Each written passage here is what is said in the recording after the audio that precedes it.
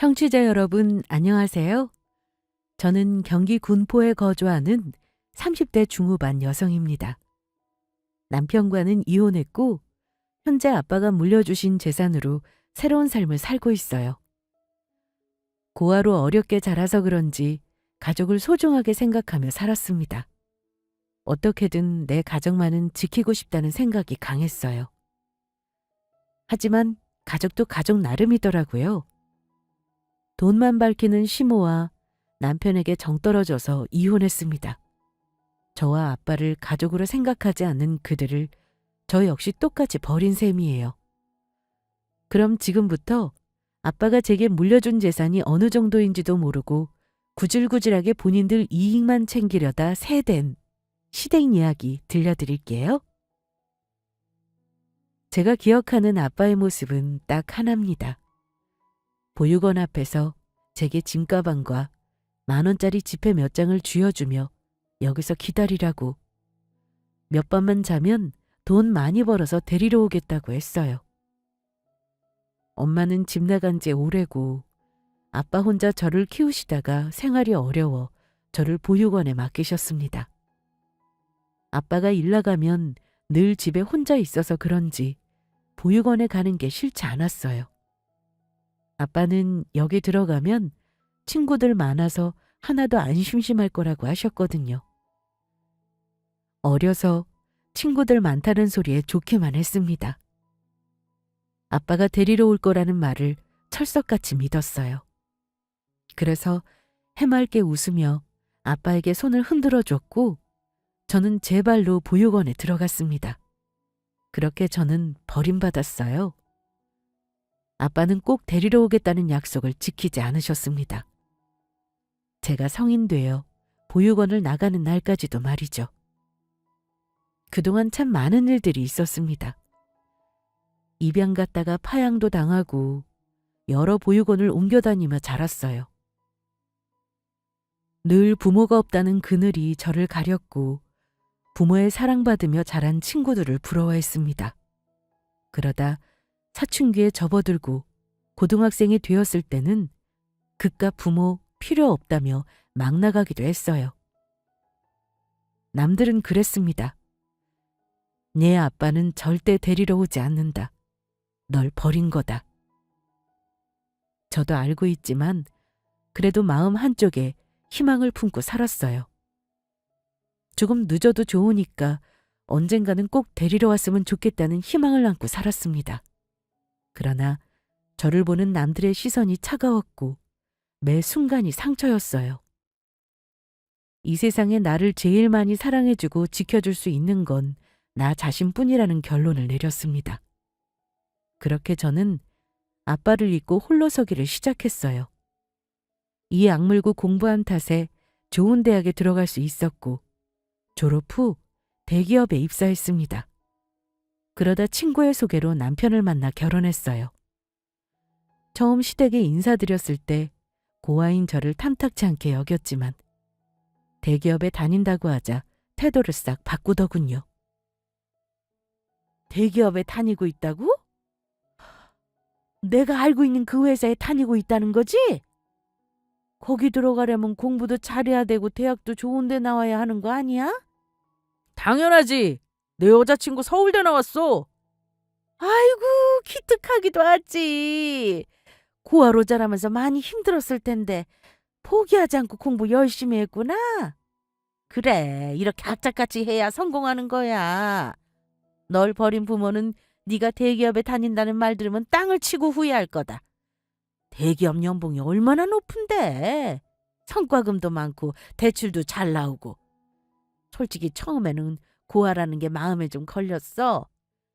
보육원에서 자란 것도 그렇고 보육원에서 자란 애들이 안 좋은 쪽으로 빠지는 경우가 많잖아. 그래서 내심 걱정됐는데 이렇게 보니까 걱정이 싹 사라지네. 서울대에 대기업에 안 봐도 비디오지. 착실히 공부한 모범생이었던 거잖아. 보육원에서 자란 게 뭐 대수인가? 이렇게 성공했으면 됐지. 그렇지. 나도 그렇게 생각해. 많이 힘들었을 텐데 이렇게 성공한 거 보면 진짜 대단하다니까?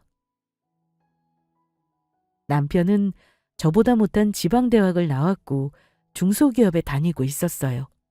월급도 저보다 적었고요. 자란 환경은 다르지만 남편보다 제가 훨씬 능력 있는 사람이었습니다. 그런 제가 잘난 것 하나 없는 사람과 결혼했냐고요? 아마도 제가 참 순수했던 것 같아요. 조건으로 사람을 가리는 게 너무 싫어서 저는 그러지 말아야겠다고 생각했거든요. 사람 자체만 보고 판단하고 싶었고 무엇보다 남편이 제 마음을 너무도 잘 알아줬습니다. 가족을 꿈꾸며 가정을 꾸리고 싶은 마음을 마음속 깊이 숨겨두고 있었는데 그걸 남편이 꺼내줬어요. 평생 제 남편이자 가족이 되어준다는 달콤한 속삭임에 결혼을 결심했습니다. 물론 당시에는 남편을 사랑하는 마음도 있었고요. 다른 사람은 못 믿어도 내가 사랑하는 사람만큼은 철석같이 믿잖아요. 이 사람은 절대로 날 떠나지 않고 실망하게 하지 않을 거라는 믿음. 그 믿음이 결혼으로 이어졌습니다. 남편과 결혼한 뒤 행복한 신혼을 보내며 시모를 엄마라 생각하고 모셨어요. 그리고 제 가정에 최선을 다하며 지냈습니다. 그렇게 결혼한 지 1년이 조금 넘었을 때였어요. 잊고 지내던 보육원 원장님께 전화가 걸려왔습니다. 여보세요? 수인아, 나야. 잘 지냈니? 네, 원장님, 저야 잘 지냈죠. 원장님은 별일 없으시죠? 그럼, 나야 늘 똑같지. 참, 결혼했다는 소식 들었어. 늦었지만 축하해. 네, 감사합니다. 그런데 제 번호는 어떻게 하셨어요? 지영이한테 물어봤어. 다행히 지영이가 수인이 내 연락처를 가지고 있더라고. 너한테 중요하게 해줄 말이 있어서 이렇게 전화했어. 그러셨구나. 무슨 일 때문에 그러시는데요? 수인이 네가 어떻게 받아들일지는 모르겠지만 그래도 알려줘야 할 것 같아서. 네 아빠 말이야. 얼마 전 연락이 닿았어. 너를 애타게 찾고 있다는구나. 한번 만나봤으면 하시던데. 네 생각은 어떤지 궁금해서. 한번 만나보는 게 어떻겠니? 오랜만에 연락한 원장님은 잊고 있었던 아빠를 기억나게 해주셨습니다. 제게 아빠란 존재는 미움과 원망이 가득한 애증의 존재였어요. 여태 나타나지 않다가 왜 갑자기 날 찾은 건지 혼란스러웠습니다. 원장님은 제가 싫다면 안 봐도 상관없지만 그래도 마지막으로 한번 만나보는 것도 나쁘지 않을 것 같다고 하셨어요. 그래서 생각할 시간이 필요하다고 했고 정리되는 대로 연락을 드린다고 했습니다. 그러자 원장님이 그러시더군요. 아빠에게 시간이 얼마 남지 않았다고요. 그게 무슨 말씀이세요? 시간이 얼마 남지 않았다뇨? 자세한 건 나도 모르지만 암이라고 하더구나. 지금은 병원에 입원 중이고 많이 아프신 것 같아. 네 아빠에게 허락된 시간이 어느 정도인지는 모르겠지만 하루빨리 생각 정리해서 만나보는 게 좋을 것 같아. 내가 아빠를 원망하는 마음은 잘 알아. 하지만 그래도 네 아빠잖니. 어쩌면 이번이 마지막으로 보는 기회일지도 모르고. 그 말을 듣고 마음이 더욱 복잡해졌습니다. 멀쩡하게 나타나도 심란할 판인데 아프다고 하니까 이상하게도 화가 나더군요. 날 버리고 떠났으면 잘 살기라도 하지. 이런 병은 뭐하러 걸려서 마음 약해지게 하는지 눈물이 북받쳤어요. 한때 이런 생각을 했습니다. 아빠가 날 데리러 오지 않을 거라는 걸 잘 알지만 그래도 혹시나 날 찾아온다면 어떨까 라는 생각을요. 만약 아빠가 저를 찾아온다면 왜 이렇게 늦게 왔냐고 원망 섞인 내뱉다가도 보고 싶었다고 기다렸다고 말하고 싶었습니다. 어린아이처럼 아빠 품에 안겨서 엉엉 울고 싶었어요. 늘 생각으로만 했는데 진짜 아빠를 만날 기회가 생겼는데 섣불리 용기가 나지 않았습니다. 머릿속으로 무슨 말을 할지, 어떤 대화를 나눌지 수도 없이 상상했는데 진짜 만날 기회가 오자 백지 상태가 되어버렸어요. 어쩌면 제게 아빠란 존재는 상상 속의 인물로 남아있는데 실제로 만난다고 생각하니 이상하게 받아들여지는 듯 했습니다. 저는 더 이상 어린아이가 아니고 시간도 많이 흘렀으니까요. 며칠 동안 머리가 터지라 많은 생각을 했습니다. 아빠를 만나야 할지 말아야 할지 많이 고민했고 끝내 결론을 내렸어요. 둘 중 후회되지 않는 걸 선택하기로 했습니다. 만나지 않고 후회하는 것보다 만나고 후회하는 게 더 낫겠다 싶더라고요. 그리고 아빠에게 묻고 싶은 말이 있었습니다. 왜 데리러 오지 않았느냐고. 정말 나를 버린 거냐고 묻고 싶었어요.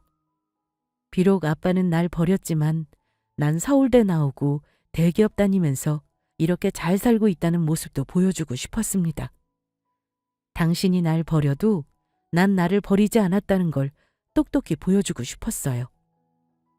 그렇게 저는 아빠를 만나기 위해 원장님께서 알려주신 주소로 향했습니다. 아빠는 병원에서 지내다가 퇴원하고 집으로 돌아오셨다고 했어요. 아빠가 사는 집의 대문을 열고 들어가자 작은 마당이 보였습니다. 그곳에는 예쁜 꽃들이 심겨져 있었고 한쪽에는 귀여운 강아지도 있었어요. 아빠는 휠체어에 앉아 뛰어노는 강아지를 바라보고 계셨죠. 그리고 이내 우두커니 서 있는 저를 발견하시고는 짓고 있던 미소를 거두셨어요. 한참 동안 제 얼굴을 빤히 쳐다보시더군요. 아빠의 두 눈은 그렁그렁 눈물이 차올랐습니다. 굳이 제 소개하지 않아도 한눈에 알아보시더라고요. 제가 아빠의 딸이란 걸요. 수인이니? 수인이구나.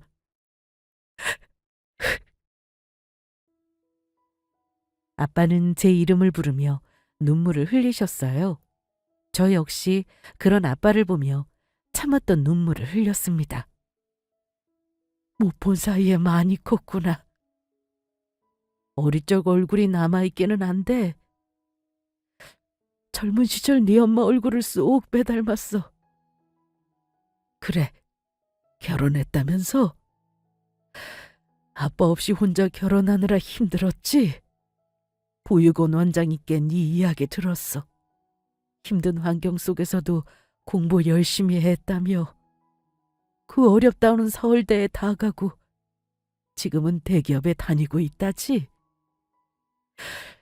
정말 대견하구나.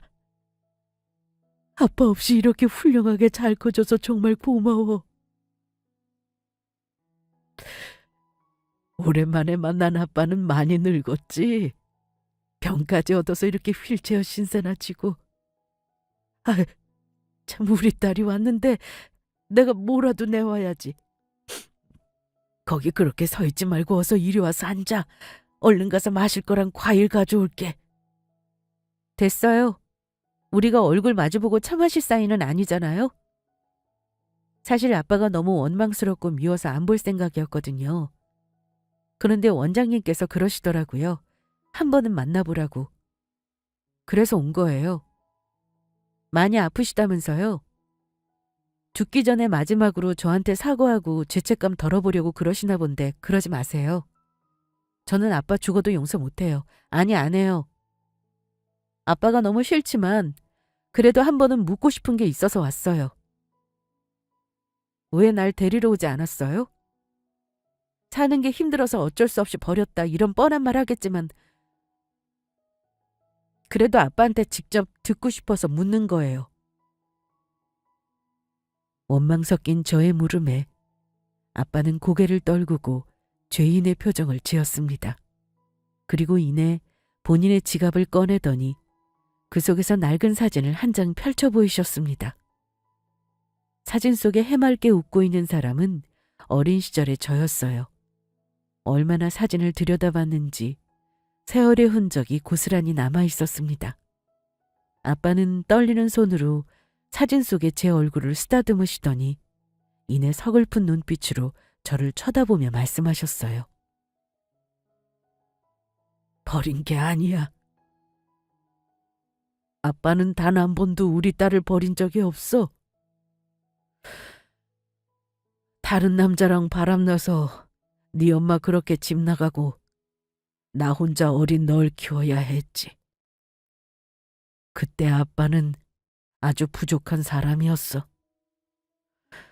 하나뿐인 딸 어떻게든 잘 키워보고 싶었는데 하는 일마다 마음대로 되지 않더구나. 그래, 너 하나 책임질 능력이 없는 사람이었지. 이렇게 살다가는 죽도 밥도 안 될 것 같아서 하는 수 없이 널 그곳에 두고 왔어. 어린 널 혼자 그곳에 두고 오는데 심장이 갈갈이 찢어지는 것 같았다. 몇 번이고 다시 돌아갈까 흔들리기도 했지만 그때마다 이 악물고 버텼어. 내 한 몸 부서지는 한이 있더라도 악착같이 돈 벌어서 꼭 너를 찾으러 가겠다고 다짐했지. 그렇게 나는 잠자는 시간도 줄여가면서 일만 했다. 네가 너무 보고 싶은 날에는 이 사진으로 마음을 달래며 힘을 내곤 했어. 널 그곳에 두고 왔는데 돌아갈 때는 같이 살 집 정도는 마련해야 한다고 생각했거든. 어릴 때 네가 아빠한테 한 말 기억하니? 어릴 때가 기억할지 모르겠지만 마당 있는 집에서 살고 싶다고 어찌나 졸라댔는지 몰라. 마당에 예쁜 꽃을 심고 좋아하는 강아지까지 키우고 싶다고 했거든. 아빠는 네가 원하는 집을 마련해주고 싶었어. 이 집을 마련하기까지 참으로 오랜 시간이 걸렸구나. 그래서 데리러 안 왔다는 거예요? 이 집을 마련하기 위해서 돈 버느라 못 왔다고요? 말도 안 돼. 그게 버린 거예요. 이렇게 다 커서 더 이상 뛰어놀고 싶은 마당도 강아지도 다 필요 없게 되는데 이게 무슨 소용이냐고요. 이럴 거면 데리러 온다고 약속이나 하지 말던가. 날 버린 걸 알면서도 언젠가는 아빠가 올지도 모른다는 희망을 안고 살았어요. 그냥 애초에 버린다고 말했으면 그딴 희망 없이 살았을 거라고요. 미안하다. 아빠가 정말 미안해. 그런데 아빠는 정말 널 버리지 않았어. 몇 번이고 그 앞을 찾아갔어. 네가 너무 보고 싶어서 몰래 얼굴이라도 보려고 찾아갔는데 널 볼 때마다 가슴이 더 아파서 참을 수가 없더구나. 부족한 나 때문에 네가 고생하는 게 견디기 어려울 만큼 괴로웠어. 그래서 그 뒤로는 안 갔다. 널 보면 마음이 약해질까 봐 죽을 힘으로 버텼어. 그러다 하루는 너 없이 사는 게 의미 없다는 걸 깨달았지. 그래서 널 데리러 갔어. 그러다 보고 말았지. 네가 어떤 부모와 함께 차를 타고 가는 모습을. 그 차를 몰래 쫓아서 따라갔더니 잘 사는 집이더구나. 마음은 미어지도록 아팠지만 한편으로는 잘 됐다 싶었어. 돈 없는 나보다는 널 더 잘 키워줄 거로 생각했으니까. 그렇게 다시 일에만 전념했다. 돈 많이 벌어서 너한테 주려고 고기잡이 어선을 탔거든. 몇 년 동안 배에서 생활하면서 네 행복을 빌었어. 그러다 한참 뒤에 알게 됐지. 얘가 파양됐다는 걸. 곧장 보육원으로 달려갔지만 이미 늦은 후였어. 그 자리에 있던 보육원이 없어졌더구나. 내가 너무 늦게 안 거지. 파양될 거라고는 생각도 못했어. 보육원이 없어지고 더 이상 널 찾을 수 없게 되자 미칠 것만 같더구나. 전국에 있는 보육원이란 보육원은 다 찾아다니면서 널 찾았어. 그런데 아무리 애타게 찾아도 네 소식은 그 어디에도 없더구나. 그렇게 난 오랜 시간을 널 찾아 헤맸어. 그러다 지금의 원장님을 만나게 됐고 입양되면서 이름을 개명한 사실을 알게 되었다. 그래서 더욱더 널 찾기 힘들었던 거야.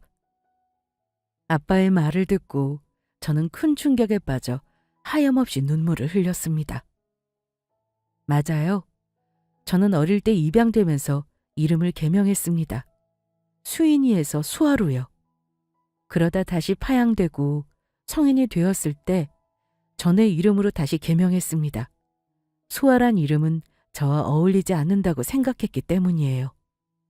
저는 아빠가 따스하게 불러줬던 수인이라는 이름이 좋았습니다.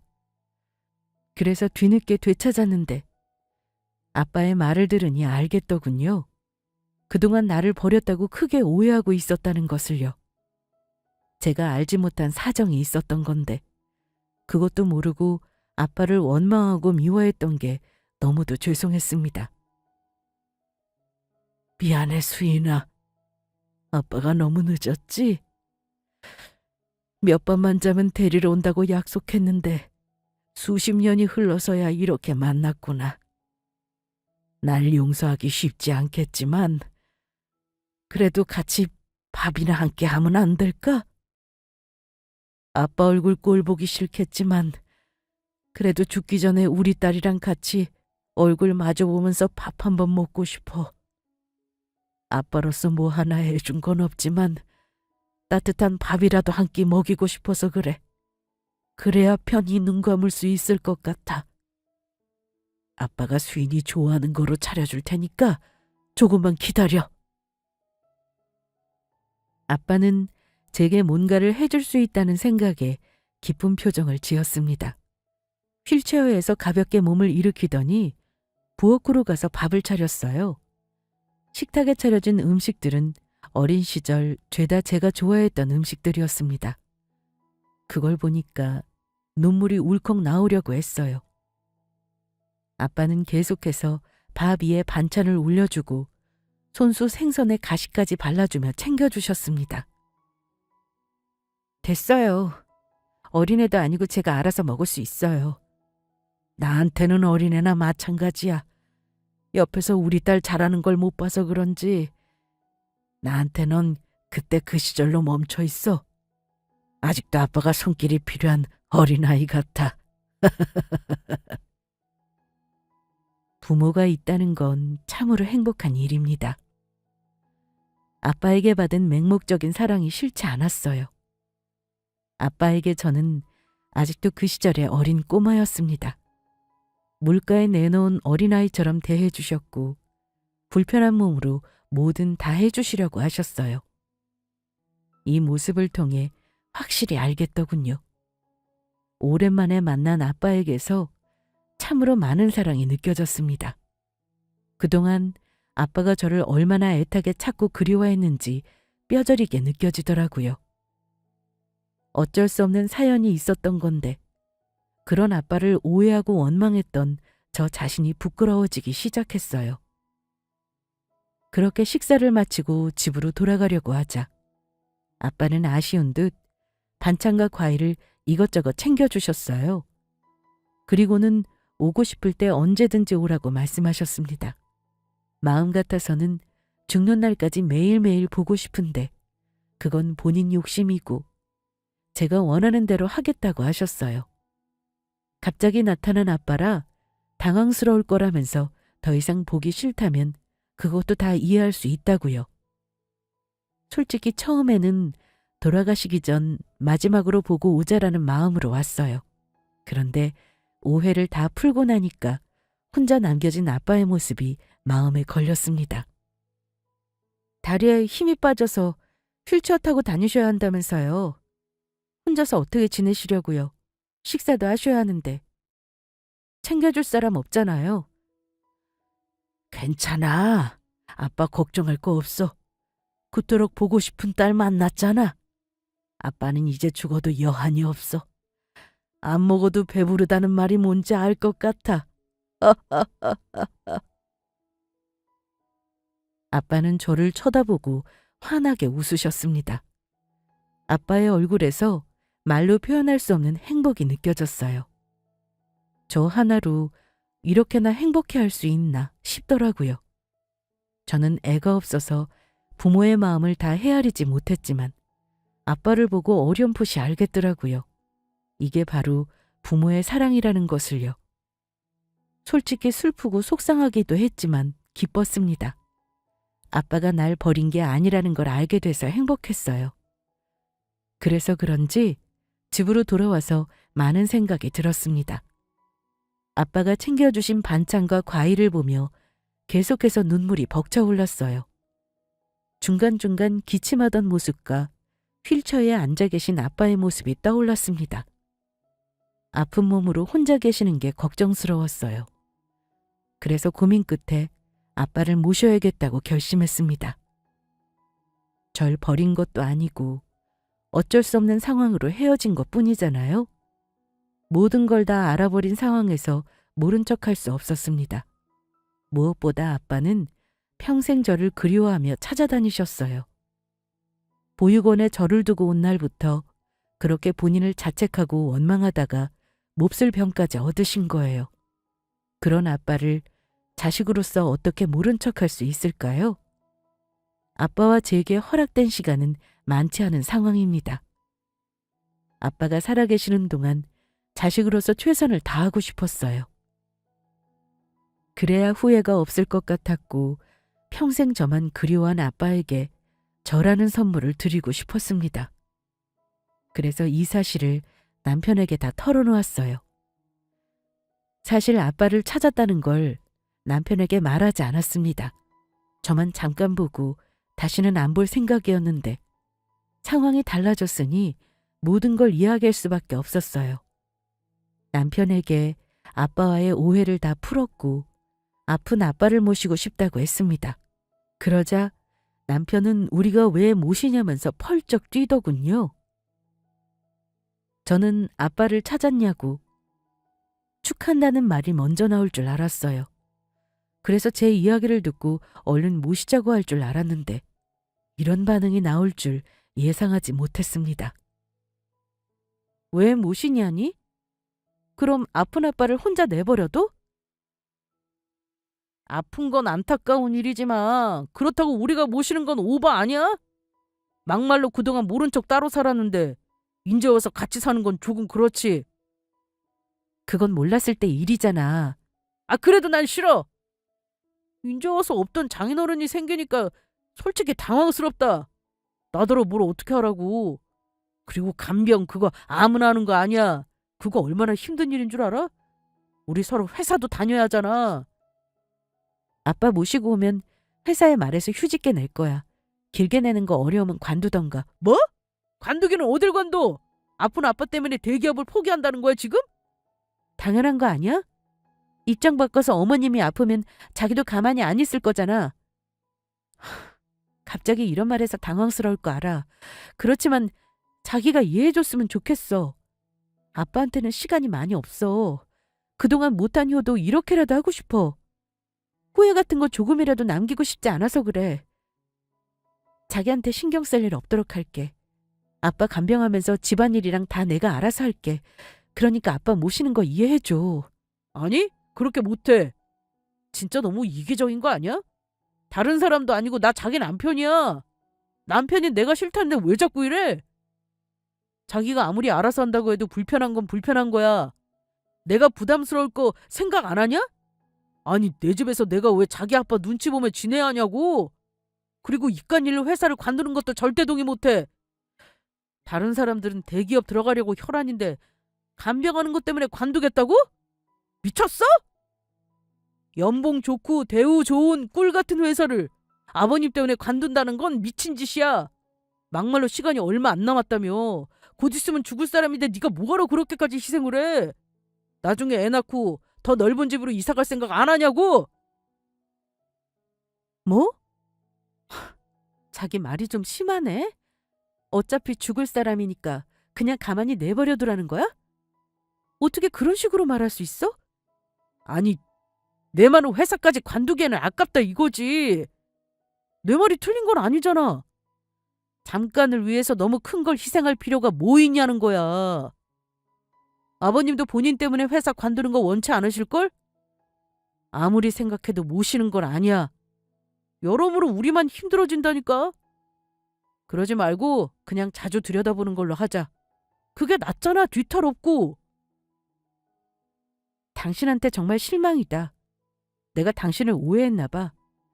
이렇게 말할 거라고 조금도 생각 못했어. 우리 아빠가 남이니? 엄연히 당신 장인어른이야. 우리 아빠가 많이 아프고 시간이 얼마 남지 않았다는데 어떻게 매정하게 그럴 수 있어? 이런 상황에서 당신만 생각하는 게 참 소름 끼친다. 누가 누구더러 이기적이라는 거야? 내가 보기에는 당신이 이기적으로 굴고 있는데? 아, 왜 이런 거를 우리가 싸워? 굳이 모실 필요 없잖아. 자주 들여다보면 될 일을 왜 이렇게 감정적으로 나와? 됐어. 당신이 뭐라고 해도 난 아빠 모셔올 거야. 그 몸으로 혼자 지내게 할 수는 없어. 빠른 시일에 휴직 깨내고 이번 주말에 아빠 모시고 올 거니까 그런 줄 알아. 정 불편하면 당신이 나가던가 알아서 하고. 남편은 끝까지 인정할 수 없다면서 뭐하러 이렇게까지 하냐고 난리쳤습니다. 진짜 이런 반응이 나올 줄은 꿈에도 몰랐어요. 이때 남편한테 너무 서운했고 실망도 많이 했습니다. 저는 이게 이기적인 행동이라 생각 안 했어요. 만약 시모가 아픈 상황이고 남편이 모셔야 할 것 같다고 생각하면 저는 두말할 거 없이 알겠다고 했을 겁니다. 아무리 그동안 장인어른 없이 지냈다고 해도 사람으로서 이런 식으로 나오면 안 되는 거 아닌가요? 남편이 말한 대로 제가 이기적으로 군다고 해도 어쩔 수 없어요. 저는 마음 고쳐먹을 생각이 없었습니다. 제가 할 수 있는 한 아빠를 챙기고 싶었어요. 그렇게 다음 날 회사에 출근해서 휴직 계획안에 알아보며 아빠를 모실 준비를 하게 되었습니다. 그리고 그날 저녁 퇴근하고 집에 왔는데 시모가 와 있더군요. 딱 봐도 남편한테 이야기 듣고 온 눈치였어요. 시모는 저를 보자마자 남편 못지않게 펄쩍 뛰며 아빠를 모시는 걸 반대했습니다. 어머니 오셨어요? 그이한테 이야기 듣고 오신 모양이네요? 그래, 너 정말 미친 거 아니니? 똑똑한 애가 왜 이렇게 바보같이 굴어? 고아인 널 내가 왜 허락했는데? 비록 보육원 출신이라고 해도 대기업 다니고 있어서 결혼 허락한 거야. 그런데 뭐? 갑자기 나타난 네 아빠 때문에 직장을 그만두겠다고? 아니, 그 좋은 자리를 왜 그만둔다는 거야? 아직 그만둔다고 결정난 거 아니에요. 휴직계 쓰는 쪽으로 회사랑 조율하고 있어요. 어느 회사가 휴직이라고 허락해주겠니? 너 말고 다른 사람 데려다 쓰면 그만인데. 그리고 우리 아들이 불편해할 거 생각 못해? 하루아침에 장인어른 생긴 것도 황당한데 같이 살기까지 하라는 건 무슨 심보야? 막말로 네 아빠보다 우리 아들을 더욱 소중하게 생각해야 하는 거 아니야? 오해고 뭐고 네 아빠가 널 버린 건 사실이잖아. 네 아빠가 너 나 몰라라 하고 있을 동안 우리 아들이 너한테 얼마나 잘해줬니? 대체 그런 사람이 뭐 예쁘다고 병수준까지 든다는 거야? 그걸로 우리 아들 부담이나 갖게 하고. 그래, 미우나 고우나 자식으로서 할 도리는 해야 한다고 생각하겠지. 하지만 널 버렸던 사람이야. 네가 자식 노릇 다 안 해도 뭘 할 사람 아무도 없어. 무엇보다 내가 인정할 수 없는 건 돈이다. 너 그만두면 내 자식만 죽어라 이래서 고생해야 하잖아. 지금 너희들이 주는 용돈 부족해서 더 달라고 할 판이었는데 네 아빠 모시면 내 용돈은 어째? 깊게 생각할 것 없이 어차피 죽을 사람이야. 적당히 들여다보면서 대충 할도리만 하면 돼. 그러니까 모시겠다는 둥 괜한 고집 피우지 마라. 어머니까지 그렇게 말씀하실 줄 몰랐어요. 남편은 그렇다 쳐도 어머님은 어른이시잖아요. 남편한테 어떻게 들으셨는지 모르겠지만 아빠 저 버린 거 아니에요. 평생을 저 하나 찾겠다고 고생하시다 병까지 얻으셨어요. 그런 분을 어떻게 나몰라라 할 수 있어요? 다른 사람도 아니고 제 아빠예요. 어차피 죽을 사람이니까 아무렇게나 있다가 보내고 상관없는 사람이 아니라고요. 이번 일로 남편한테 크게 실망했는데 어머님도 마찬가지예요. 아무리 본인 아들 귀해도 저한테 이렇게까지 말씀하실 줄은 몰랐네요. 어머님은 지금 남편 고생하는 게 싫어서 이러는 거잖아요. 보육원 출신의 보잘것없는 며느리, 그나마 봐줄 수 있는 거라고는 대기업 다니는 거잖아요. 제가 아빠 모신다고 일 관두면 대기업 타이틀 없어지니까 싫으신 거겠죠. 그뿐이에요? 일 관두면 남편 혼자 버는 돈으로 지내야 하는데 그럼 어머님 용돈 줄어들까봐 모시지 말라는 거잖아요. 정말 이렇게까지 이기적인 사람들인 줄은 몰랐네요. 사람이 중요하지 돈이 중요한 게 아니잖아요. 이번 일로 결혼을 잘못했다는 생각이 드네요. 뭐? 그래서 결혼한 거 후회되니까 이혼이라도 하고 싶다 이거야? 웃겨 정말. 그래. 그렇게 후회되면 이혼하면 되겠네. 네가 이혼하고 싶다고 하면 우리가 겁먹을 줄 알고? 봐줄 만한 거라고는 대기업 다니는 거 그거 하나인데 일 관두면 더 이상 쓸모없지. 너 아니어도 우리 아들 좋은 여자 만나서 잘 먹고 잘 살 수 있어. 어릴 때 헤어져서 정도 없을 텐데 뭐하러 모신다고 고집을 피우는지 이해를 할 수가 없다. 남들은 혹 되려고 야단인데 너는 왜 사서 혹을 붙이려고 난리니? 그냥 좋게 좋게 가면 될 일을 뭐하러 어렵게 만들어? 마지막으로 말하는데 아픈 네 아빠 모시고 사는 거 나랑 우리 아들은 결사반대다. 우리 말 안 듣고 네 마음대로 했다가는 바로 이혼 절차 밟을 테니 그렇게 알아. 너 생각 잘해야 할 거야. 얼마 못 사는 네 아빠를 선택할 건지 평생 함께하기로 맹세한 아들을 선택할 건지 네가 판단해. 시모는 이혼까지 들먹이며 으름장을 놓고 갔습니다. 시모가 나간 후 남편과 저 단둘이 남았고 저는 다시 한번 남편에게 물어봤어요. 시모와 같은 생각인지 정말 아빠를 모실 생각이 없는지요. 그러자 남편은 시모와 같은 생각이라고 말했습니다. 본인은 잠시라도 아빠와 함께 지내기 싫고 그것 때문에 제가 일 관두는 것도 싫다고 했어요. 그러면서 본인이 이렇게나 싫다는데 아빠를 모시겠다고 고집 피우는 제게 서운하다고 했습니다. 그동안 본인이 제게 해준 게 얼마나 많은데 갑자기 나타난 아빠한테 밀린 거냐면서 한탄하더라고요. 이때 저는 이미 결단을 내렸습니다. 뒤통수를 딱 맞은 듯이 번쩍하고 정신을 차렸어요. 제가 뭐가 부족해서 이런 남자랑 결혼 생활을 유지하나 싶었습니다. 본인밖에 모르는 이기적인 인간에다 돈에 환장한 집안인데 더 이상 결혼 생활을 유지하는 게 의미 없다고 생각했어요. 아무리 갑자기 나타난 아빠라고 해도 저한테는 소중한 아빠예요. 그거 하나 헤아리지 못하는 사람이 제 가족이라 할 수 있을까요? 미련 없이 이혼을 결심했습니다. 다음 날 식탁 위에 이혼 서류만 남기고 짐을 챙겨서 아빠 집으로 들어갔어요.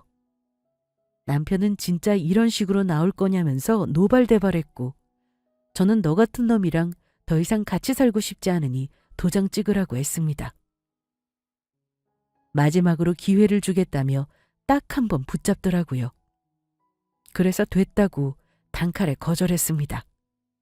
그러자 반드시 후회할 거라는 말과 함께 이혼 도장을 찍었어요.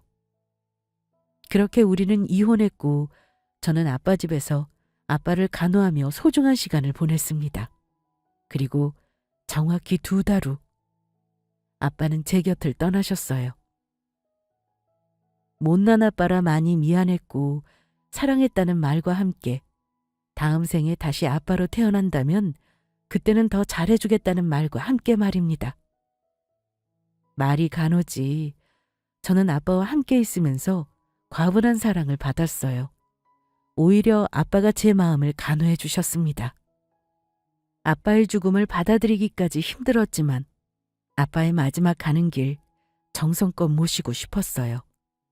그래서 장례식 내내 조문객으로 오시는 분들을 정성껏 모셨습니다.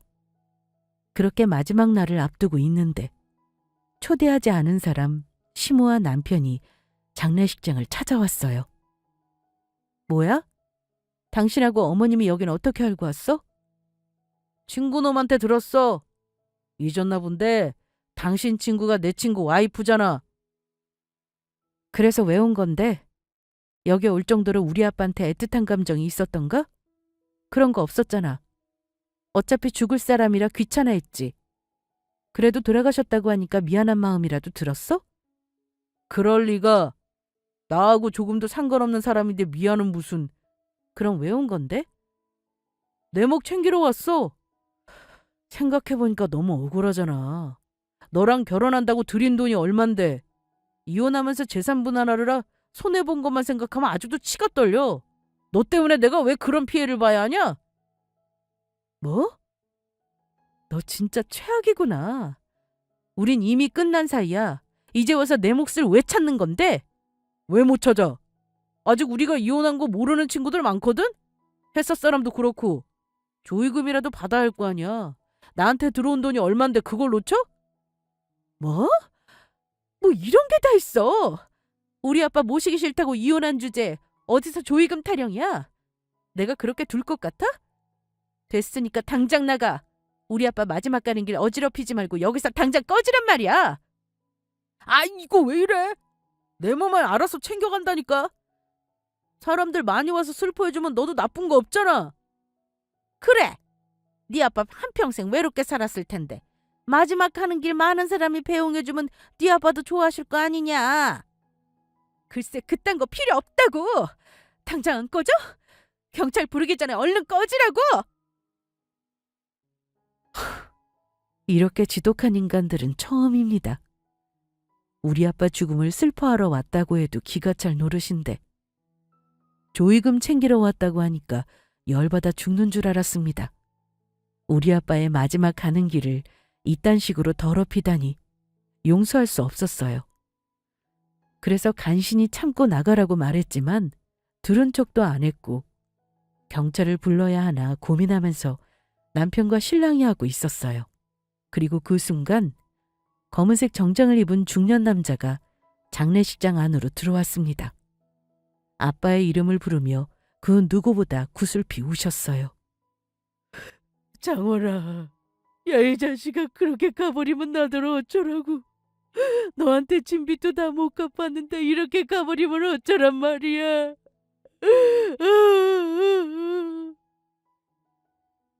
그 중년의 남성분은 아빠 영정사진 앞에 엎드려 고개도 들지 못할 만큼 대성통곡을 하셨습니다. 친딸인 저보다도 슬퍼하는 모습에 남편과 신랑이를 멈추고 쳐다보게 됐어요. 저는 그분께 다가가 아빠와 어떻게 아시는 사이냐고 조심스레 여쭤봤습니다. 그러자 고개를 들어 저를 쳐다보시더니 제 이름을 불러주셨어요. 네가 수인이구나. 저를 아세요? 그럼 난 네 아빠랑 오래된 친구야. 몇 달 전에 들었어. 어렵게 딸을 찾았다고. 안 그래도 내가 수인이 너한테 미안하다는 말을 꼭 전하고 싶었어. 미안하다. 네가 보육원에서 자란 건 이 못난 아저씨 때문이야. 네? 그게 무슨... 하던 사업이 힘들어져서 장훈이한테 보증을 좀 서달라고 했어. 그 당시 다들 가망이 없다면 내게 등을 돌렸지만 장원이만큼은 내 손을 잡아줬지. 어떻게든 다시 일어서는 모습을 보여주고 싶었는데 내가 너무 욕심을 부렸어. 일이 틀어지면서 네 아빠는 큰 빚을 떠안았고 나는 그 죄책감에 친구를 볼 수 없었지. 아니, 비겁하게 도망갔어. 나 때문에 생활이 힘들어졌고 결국 네 엄마가 집을 나갔다. 그리고서 너를 보육원에 보낸 거야. 창원이는 어린 널 고생시키고 싶지 않았던 거야. 본인이랑 있으면 힘들 게 뻔하니까. 그렇게 널 보내고 미친 듯이 일만 하다가 내가 파양된 걸 알고 그때부터 전국을 돌아다니면서 널 찾았다. 스스로 자책을 많이 했어. 이게 다 본인 때문이라고. 얼마나 마음고생을 많이 했으면 그런 병이나 걸리고. 내가 죄인이지. 장원이도 그렇고 수인이 너도 그렇고 다 내가 그렇게 만든 거야. 정말 미안하다. 이거 창원이가 죽으면 딸한테 주라고 하더구나. 이게 뭐예요? 내가 창원이한테 갚아야 할 빚. 나 때문에 친구 가정 파탄나고 어찌나 괴롭던지 어떻게든 성공하려고 이 악물고 버텼어. 비록 오랜 시간이 걸렸지만 아저씨 다시 일어났다. 네 아빠한테 진 빚을 어떻게든 갚고 싶어서 돈 싸들고 찾아갔는데 글쎄 이놈이 죽을 병에 걸렸다는 거야. 내가 너무 늦게 왔구나 싶었지. 그때 창원이가 그러더구나. 본인이 죽으면 이 돈 다 수인이 너한테 주라고. 그러니까 받아. 네가 이걸 받아야 내가 네 아빠한테 진 빚 다 털어버리지. 아저씨가 건넨 봉투에는 건물 한 채를 증여한다는 서류와 10억이 들어있는 통장이 있었습니다. 아저씨는 계속 미안하다며 눈물의 사과를 건네셨고 저는 그런 친구분과 아빠의 인연이 슬퍼서 눈물을 흘렸어요. 그리고 그 순간 이 상황을 옆에서 지켜보던 남편과 시몬은 제 손에 들린 서류를 빼앗아서 살펴보더니 난리를 치기 시작했습니다. 이게 뭐야? 10억? 엄마, 이거 10억 맞지? 내 눈이 잘못된 거 아니지? 그러니까 너도 10억으로 보이지? 세상에 이게 무슨 일이야? 이보세요. 이 건물도 애한테 물려주는 거죠? 어머, 이걸 어쩌면 좋아. 이럴 줄 알았으면 이혼 안 했지. 조금만 더 버텼으면 이 많은 재산 네가 판떼어서 팔아낼 수 있는 건데 이게 뭐야? 안 되겠다. 우리 이거 소송 걸자. 뭐라고요? 소송은 무슨 소송이에요?